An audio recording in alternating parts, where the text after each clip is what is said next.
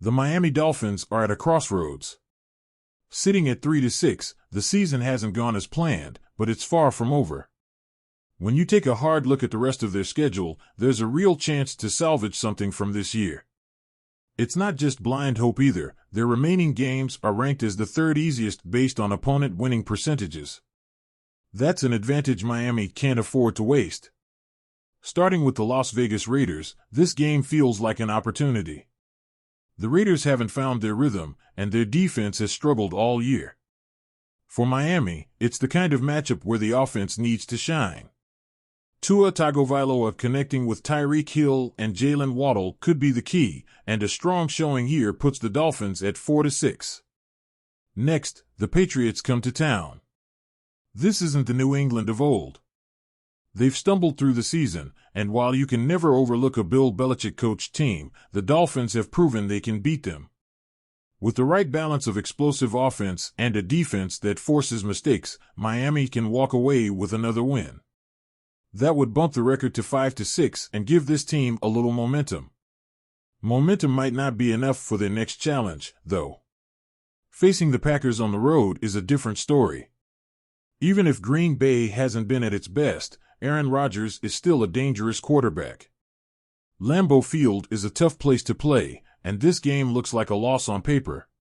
Falling to 5-7 might sting, but it's a reality check for a team still finding its way. Coming back home to face the Jets is a much more favorable scenario. The Jets, while competitive in moments, are a team Miami should beat.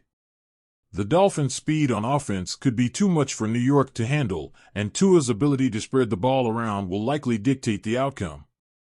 A win here puts Miami at 6-7, creeping closer to an even record. Then comes a challenging trip to Houston. The Texans have been one of the league's surprises, playing with toughness on both sides of the ball. Their defense, in particular, could give the Dolphins trouble.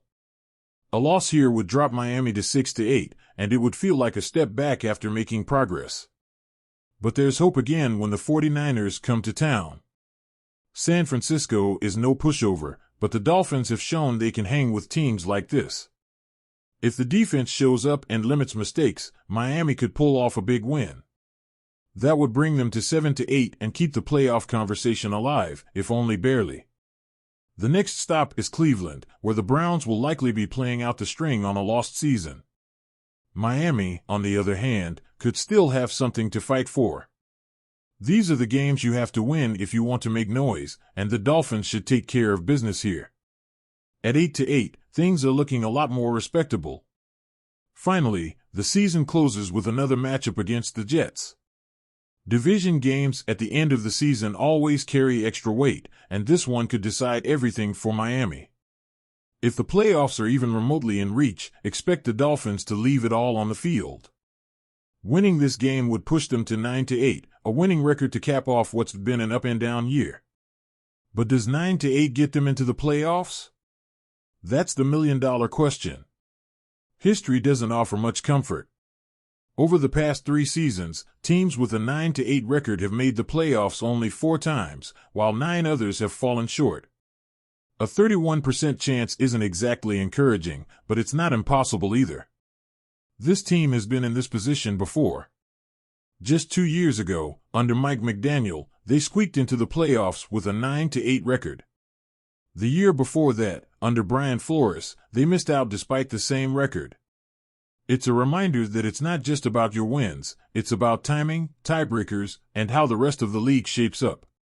Still, there's something to be said for fighting your way to 9-8. Even if it doesn't result in a postseason berth, it sends a message. It shows resilience, growth, and the potential for better days ahead.